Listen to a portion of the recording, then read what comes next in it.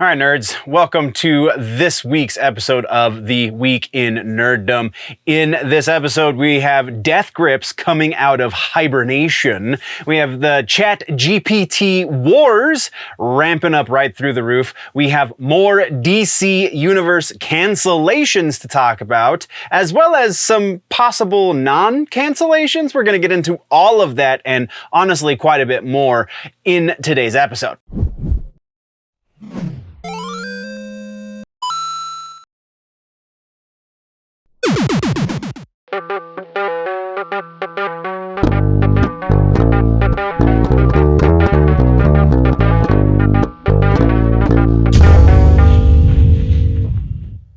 Okay, so before we do the news, we have the news about the show and the channel and such.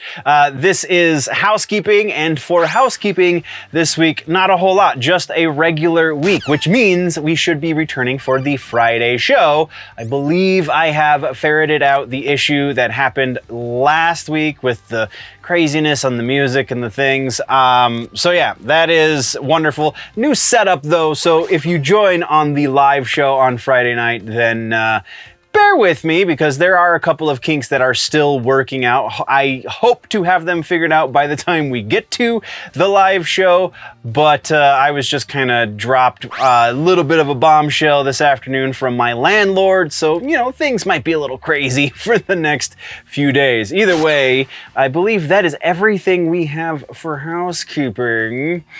Oh no, there's one more thing for housekeeping. Last week, I, for whatever reason, didn't do a That Just Happened episode. That Just Happened is the new show on the channel. I don't know, I printed my notes all goofy, so didn't see them because they weren't on the sheet, so we will be returning with an episode of That Just Happened this week. So that being said, I do believe that is everything for housekeeping. So that means we got to start with the music news. Music news is we've got a bit. So one follow-up correction follow-up is neither technically speaking. It's a kind of sort of a follow-up because we've talked about this previously in previous years, and that is the Grammys. They happened, and pretty much nobody cared. Well, conservative media cared because that Sam Smith song, or that Sam Smith performance rather, was silly. Like, whatever, man. I don't understand. I don't understand the conservative media. I don't get it. I don't understand why that was such an, like, it's music. It's somebody being edgy. Please just don't pay attention like 98% of the rest of the population of this country did. Yeah? Okay, fair enough. Moving on. New music in today's episode. We have one piece of new music to react or review or whatever these are. Real quick, Slipknot surprised the world with a new single that is not on the end so far. The most recent record that they put out, this song is not on there. The name of the song is Bone Church. The video is utilizing footage that they shot when they made the Yen video, so nothing kind of too crazy. The song is another kind of softy. It's a little more atmospheric. I have an appreciation for the atmospheric Slipknot stuff, that is for sure. And I think a large part of the reason why I have an appreciation for it is because then the aggressive and heavy stuff it hits that much harder. Because if they don't do the softer atmospheric things, then that stuff starts to bleed into the heavy stuff, and the heavy stuff isn't as heavy as it should be. So we should want more stuff like that. Well, I always want more stuff like this just because I really dig a great atmospheric song, and Slipknot knows how to do that. And I'm rambling, but go check out Bone Church. It's a great track. Let's move on. All right, so that brings us to the live music section, tours and festivals. This is a lot. There's a lot going on as far as live music since we are at the beginning of the year. Everybody's trying to get out there. First up, we have the Inkcarceration Music and Tattoo Festival. This one is going to be huge. It's happening July 14th, 15th, and 16th. Headliners for each of those nights: Limp Bizkit, Slipknot, and Pantera. That's right. Those are your headliners each night. So Cold Chamber, Volbeat, Hatebreed, Lamb of God, In This Moment, Mushroomhead, Megadeth, and so many more bands are also going to be at this festival. I did not see how much tickets are going to cost because Good Lord, it's probably a whole lot of money, but it is, again, July 14th, 15th, and 16th. You can find a link down in the description. Let's continue on. Next up, we're talking about Demon Hunter. They have announced a new tour. 20 Years in Exile is the name of the tour. They are going to be supported from Opponent. Never heard of Opponent, but if they're playing with Demon Hunter, they're probably worth at least a quick listen. The tour starts April 14th in Lawrence, Kansas, runs through April 29th in Nashville, Tennessee. And again, links in the description. Next, we have Electric Callboy, formerly Eskimo Callboy, but, you know, people got upset at the Eskimo word. And so this is their first North American tour since the Coof. This is the first time they've been to the States since, you know, they were allowed back in the States. It's going to be running from August 25th in Portland, Oregon, all the way through September 15th in New York City, New York.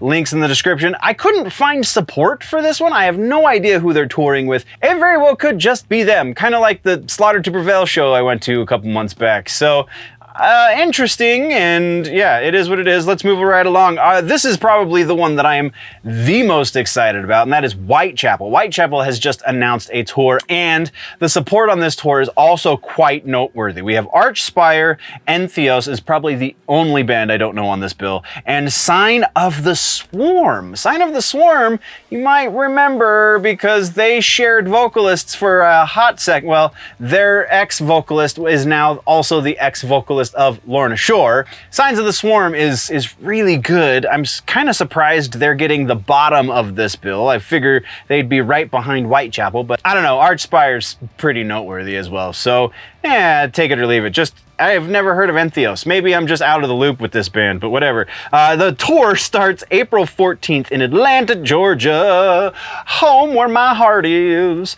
Runs through May 13th in Nashville, Tennessee. Link in the description. And then our final piece of touring news has to do with a group that actually, I don't know if we've ever talked about these guys on the show before, and that is Death Grips. That's right, the crazy, like, avant-garde, hip-hop, aggro, punk, whatever you want to call Death Grips. They are coming out of hibernation. It has been 4 years since they have gone on tour. This is going to be the first time they've done anything since before the pandemic. They are going to be starting May 4th, Portland, Oregon. And then the first leg of the tour ends May 21st. They're going to take a little bit of a break, and then they come back going through the US and Canada until October 7th. All right, so now we just got some regular old news. We got Linkin Park putting out new music, finally. Well, I don't know. Hold that excitement momentarily. This is not exactly new music. This is a song that they recorded back when they were doing the Meteora record, which was their second major label record. So it's kind of a little old. The name of the track is Lost. It will feature Chester Bennington on vocals. Yes, it will. It is set to be released this coming Friday, so the 10th of February. And honestly, that's all we really know about it so far. So we will talk about this next week once the track has released, and we'll do a quickie reaction to it. So stay tuned for that. Our next piece of regular old news comes from Botch. We've talked about these guys before. We're talking about them again, and I'm super excited about this. So we have two pieces of news about Botch. First up, we have another album reissue. Previously, they reissued, what was it? We Are the Romans, came out in 99. Now they're reissuing their 98 record, American Nervoso.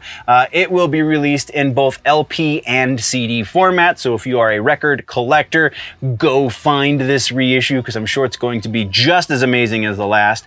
And our second piece of Botch news is, even though previously reported this was not going to be happening, there are in fact going to be more reunion shows. Right now we only have the 3 that I believe we previously talked about. Those are all sold out. However, the band has stated that there will be more reunion shows announced, quote, soon.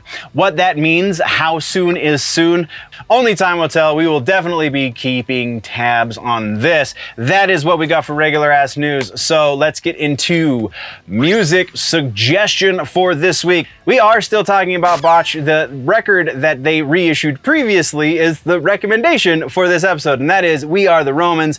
This album, I mean, if you like Dillinger Escape Plan, if you like Converge, if you like that kind of abrasive kind of stuff that's really kind of off the wall and angular and just abrasive is the best word. It is hard to listen to, and that's kind of why I love it. These guys were proto of that scene. They kind of kick-started the scene that birthed both Dillinger and Converge. So you owe it to yourself, if you like that kind of stuff, to check out Botch's We Are the Romans. Either the original or the reissue. Doesn't matter. They're both great.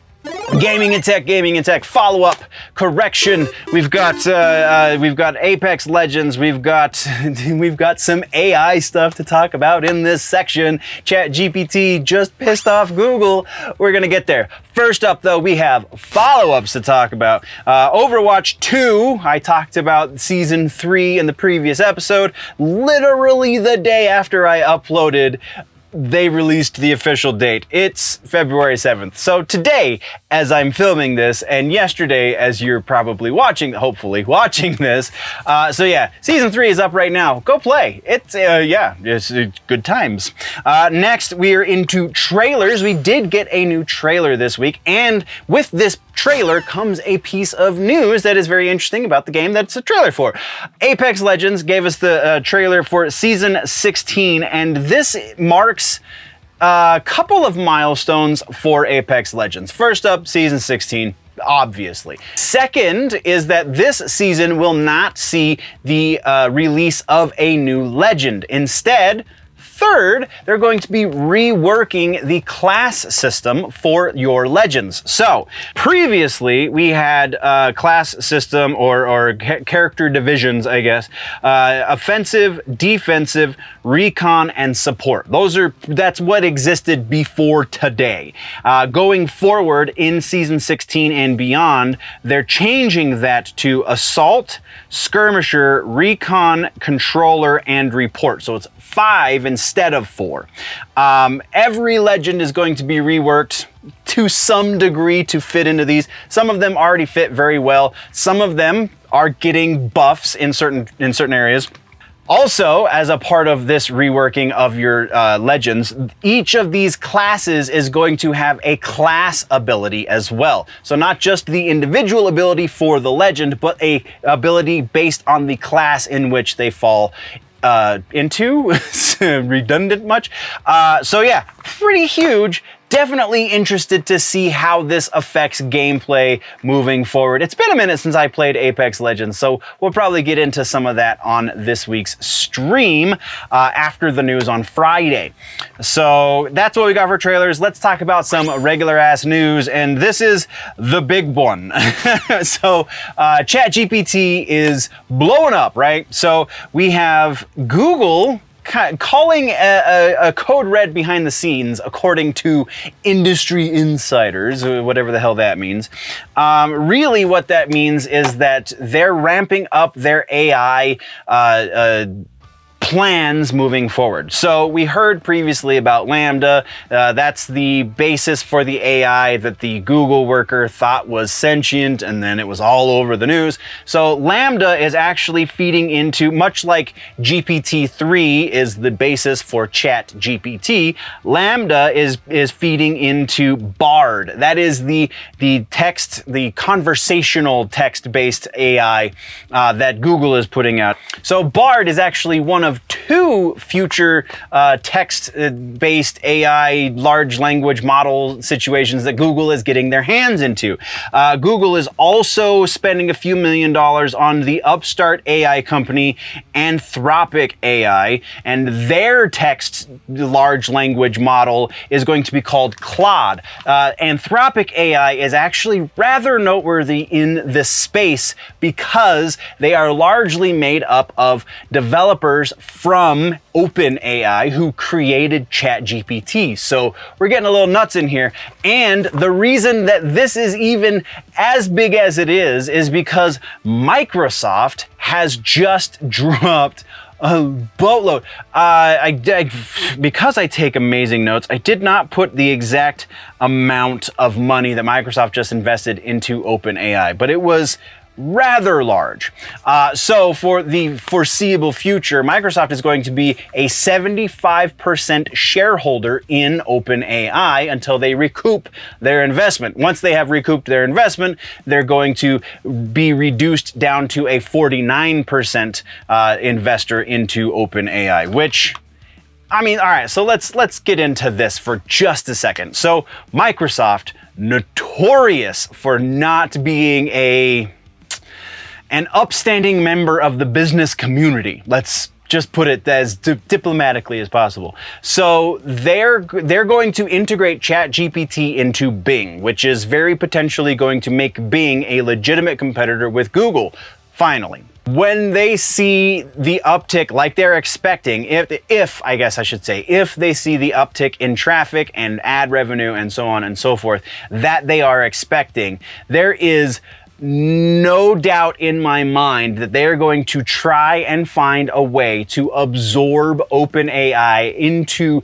the umbrella, I guess you could call it, that is Microsoft and all of its subsidiary companies. I will not be surprised if in a year's time we are not talking about Microsoft doing some shady business deals and finding a loophole in the contract that they signed with OpenAI so that they can maintain their 75% and then they just start to push out the corporate types at OpenAI. This is very interesting if this works. I mean, obviously there is still the dependency on the actual product being usable.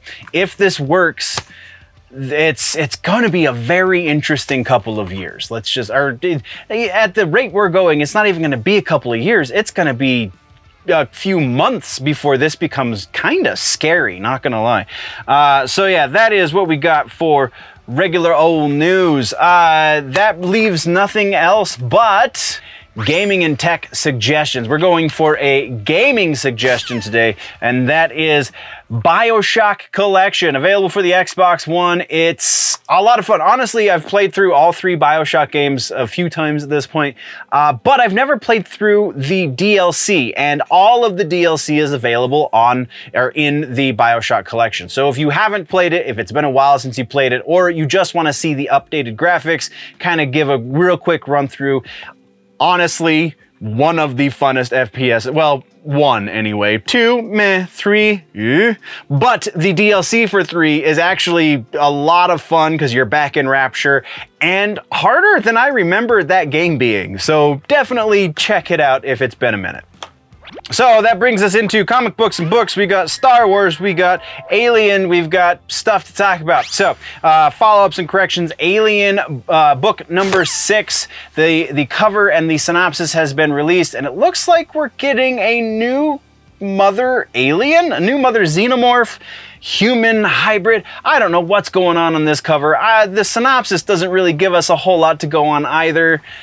But this is the last book of this arc, so like, really? This is how you're gonna leave it? I mean, it's not the end of the story overall, like they're creating a world, but they just restart the numbering with each iteration, which is ridiculous, but yeah, so Alien, Marvel, what's going on? Let's talk about this. If you're a comic book reader, let's talk about your expectations for book number 6 down in the comment section. So that's what we got for follow-ups. We got one piece of regular ass news, and that is actually a Star Wars piece, and it's not a comic book. It is a work of literature, fiction, written words, prose. It's a book. It is a piece of literature. It is a book based on Kira from Solo, a Star Wars story. which is, I think she's like the only character besides Cassian Andor. I don't know, and he wasn't even in Star Wars, or in the Solo, was he? He was in Rogue One. So Kira, I think, is the only thing that came out of Solo that the community even kind of liked. So, I mean, I guess props to Disney for understanding that much. That's all we've got for comic books and books, though. Comic books and literature. We do have comic book and literature suggestion for the week. This week, going on to the old fallback of Fight Club, Chuck Palahniuk's seminal work, if you will. I don't know. I feel like he's done a couple of better books, but this is the book that is the most well-known. And if you've never read the book, you've only read the movie, you really should read the book. It's a pretty short book. I believe it's sub 400 pages, so you should be able to read it in a couple of days. Just the differences between the book and the movie, and just the way that Palahniuk writes his prose. He's so minimalist and just cuts out all the fat. It's beautiful and amazing. And if you think it's about violence, you're reading it wrong. Go check out Fight Club by Chuck Palahniuk. All right, nerds, so if this information is new to you, if this is an entertaining way to get all of your pop culture and nerdy news fulfilled, then, I mean, please just consider pushing that subscribe button. That's all I'm asking. Or if you're on Rumble, then smash the Rumble button, or whatever, however that works. Follow me on all of the socials and all the things. I appreciate you. Let's get back into all of this news. So, we have episodic shows. The news for episodic this episode is the shortest section of the entire episode. So, I don't know, I guess kind of sort of my apologies, but it's not my fault it's a slow news week. We only have follow-ups, and in those follow-ups, we only have two. First up, we have Pennyworth. That's right. The HBO Max series that started out on Epix is no more. As of the end of season 2, Pennyworth is no more. So James Gunn strikes again. We see another, I don't even know if you could call this a fan favorite. It was interesting. Like, I dug what they were trying to do. Execution is questionable sometimes, but still an interesting thought, but I can understand why it was canceled. It's been canceled. Let's move on. Our only other piece in follow-ups and corrections has to do with The Last of Us Episode 5. If you haven't heard already, the Super Bowl is happening this Sunday, which is generally when The Last of Us would be airing. And since, you know, nobody wants to compete with the Super Bowl, you will get your Last of Us Episode 5 not just one, but 2 days early. You will be able to stream at the regular time. I believe it's 7 p.m. Pacific time. I think I have that right. I didn't put it in the notes. Of course I didn't put it in the notes. Why would I have put it in the notes? That's just ridiculous. But yeah, it will be its regular time. It'll just be going up on Friday instead of Sunday. So there you go. That's what we've got for episodic content for just TV and streaming and things. So let's talk suggestions for episodic. This one is, honestly, I'm working my way through the final season. Finally, it took me forever to get here, but I'm here. Walking Dead. Let's talk about The Walking Dead. That is your suggestion for the week. This, I mean, comparable to The Last of Us, and it came out, what, like 13 years before the last, well, all right, so came out a few years before the game The Last of Us, but about 13 years before the series The Last of Us, and in a lot of ways, kind of does it better. Last of Us is great, don't get me wrong. Bigger Walking Dead fan. So yeah, that's your suggestion for this week. Oh, let's move into movies. Let's move into movies. Let's move into movies. We're talking about the DCU again. Quiet Place prequel movie. We have Gladiator 2, Constantine 2.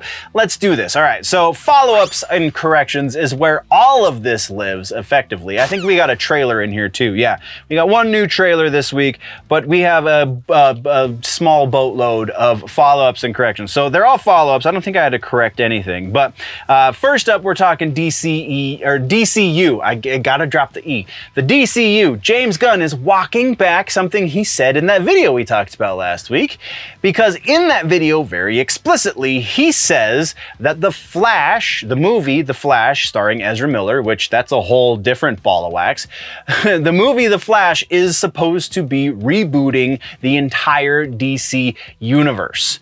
And now James Gunn is saying, well, actually, no, there are still 4 characters that are explicitly potentially going to be coming back. He does not go so far as to say, yes, these 4 actors will be returning to their roles. But we do have Zachary Levi, Ezra Miller, Jason Momoa, and Zolo Maraduena. So Shazam, The Flash, Jason Momoa, and Blue Beetle, respectively, all will be very potentially could be returning again. He was very specific to not say absolutely these people are going to be coming back, but that does leave open the door for Ezra Miller to return to his role as the Flash. Ezra Miller, the person who held a family hostage at gunpoint. Yes, the same Ezra Miller who, when he had a disagreement with a fan, choked her out.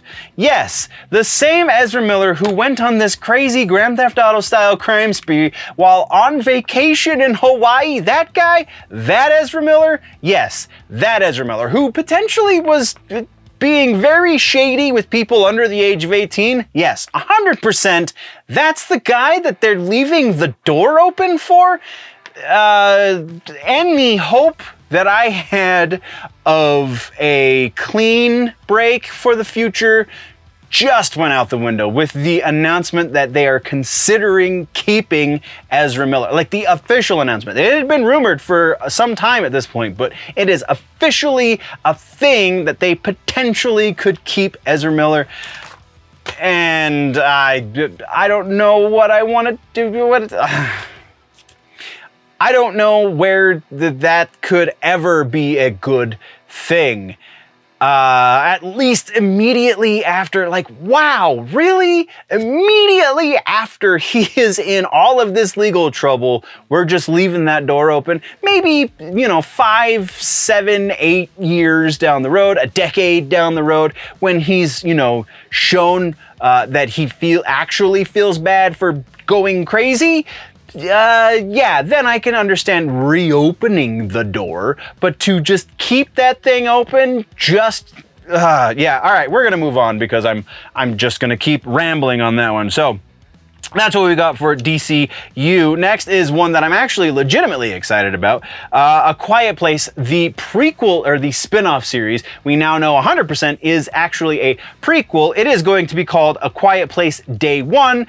John Krasinski has posted images showing us that they are actively in principal photography for this movie. Super stoked. Gonna be keeping tabs. Let's move on. Next is one that I believe started as a rumor, and then we reported on it like, yes, this is actually going to be made, but it was originally supposed to be a reboot series, or a reboot movie rather, and that is I Know What You Did Last Summer. So, from what I am gathering, there is still the possibility that we are going to be seeing that I Know What You Did Last Summer series that is based on the book and not the original movie, because those are two very different things. But this is going to be a continuation of the movie franchise. And not just that, but wait, there's more. We have Jennifer Love Hewitt and Freddie Prinze Jr. both coming back to this movie franchise. Oh man, after the Ezra Miller bit, nothing surprises me anymore. Let's continue on, shall we?